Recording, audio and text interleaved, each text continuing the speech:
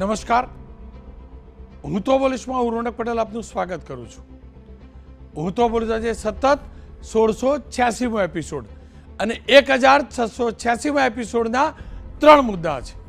પહેલો મુદ્દો છે સરકારમાં ઠાકોર કોણ. જી હા, રાજ્ય સરકારમાં કયા કયા ઠાકોર સમાજના પ્રતિનિધિઓનું મહત્વ છે કે નથી એ મુદ્દે ચર્ચા કરવી છે. બીજો મુદ્દો છે જોખમમાં જિંદગી.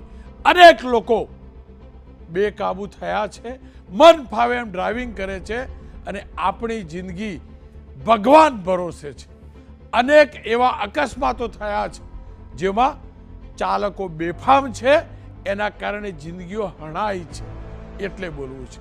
અને ત્રીજો મુદ્દો છે ખેડૂતોને કોનો મળ્યો સાથ.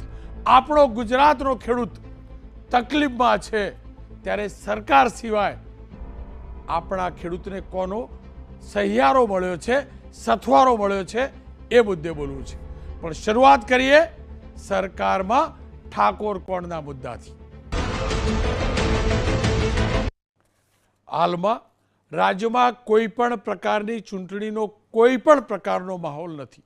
હા, સ્થાનિક સ્વરાજની સંસ્થાઓની ચૂંટણીઓ ચોક્કસ થવાની છે આવતા વર્ષની શરૂઆતમાં. સ્થાનિક સ્વરાજની સંસ્થાઓ એટલે કે તાલુકા પંચાયત, જિલ્લા પંચાયત, નગરપાલિકા અને મહાનગરપાલિકા. પરંતુ આ ચૂંટણીઓ ક્યારે યોજાશે તે કહેવું મુશ્કેલ છે અને સ્વાભાવિક રીતે જ ચૂંટણીઓનો કોઈ માહોલ નથી ત્યારે ચર્ચા સામાજિક મુદ્દાની થવી જોઈએ, સમાજના ઉત્થાન માટેની થવી જોઈએ. રાજનીતિના મુદ્દાની ચર્ચાનો ઝાઝો અવકાશ ન હોવો જોઈએ. પરંતુ આજે હું પણ મજબૂર છું રાજકીય મુદ્દે ચર્ચા કરવા માટે. કારણ ગાંધીનગરના માણસા તાલુકાની અંદર માણસા ઠાકોર ક્ષત્રિય સમાજનું સંમેલન યોજાયું અને આ સંમેલનની અંદર એક રીતે એમ તો સ્નેહ મિલન હતું, પણ આ સ્નેહ મિલનની અંદર બીજેપી, કોંગ્રેસ, અપક્ષ તમામ પક્ષોના ઠાકોર ક્ષત્રિય સમાજના નેતાઓ એક મંચ ઉપર હતા. તમામ એકબીજા સાથે રાજકીય મનમુટાવ ભૂલીને એક થયા છે.